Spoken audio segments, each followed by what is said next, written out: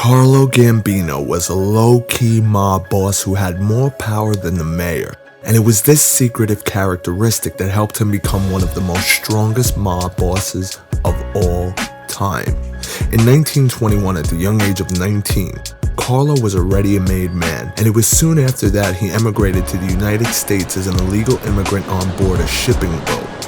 While he was in the USA, Carlo worked him way up the ladder thanks to Lucky Luciano, who offered him the opportunity to join him in taking out Joe Massaria and Salvatore Maranzano. This would bring an end to the Castellammarese War and to build a new structured and organized era to the mob. During the early 1950s, Carlo was underboss to Anastasia, who had become boss in 1951 after taking out his own boss, Vincent Mangano.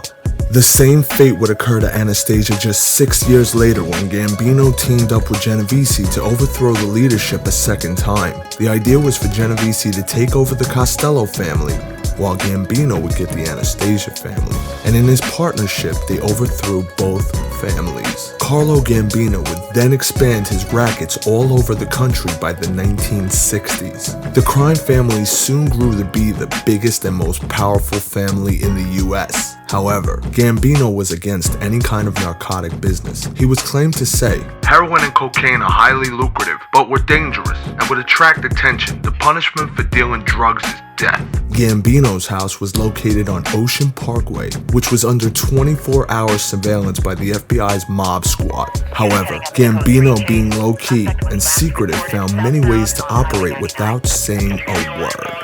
Despite the cameras, specialist lip readers, and audio equipment, the squad could not connect Gambino to any crime. According to FBI officials, they once recorded a meeting between Agnello Della Croce, Joseph Bando, and Carlo Gambino, where Bando is just to have said, "Frog legs," and Carlo Gambino simply nodded. This was another way of ordering a hit on someone.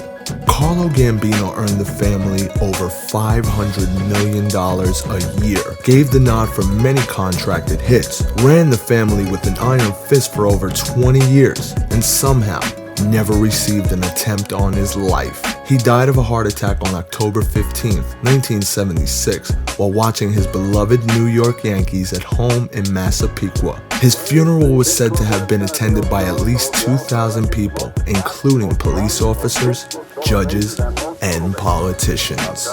Woody hasn't been doing much lately.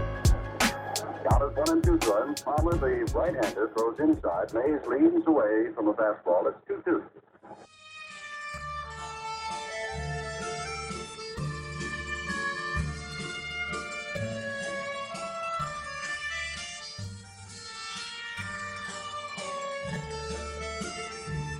You're now rocking with the best, NCS Costa Nostra. Welcome to the Sting of Oz. The search is over. Every series helps bring you a step closer to the life of the mob without dangerous exposure of what went down, plus mobster of the month.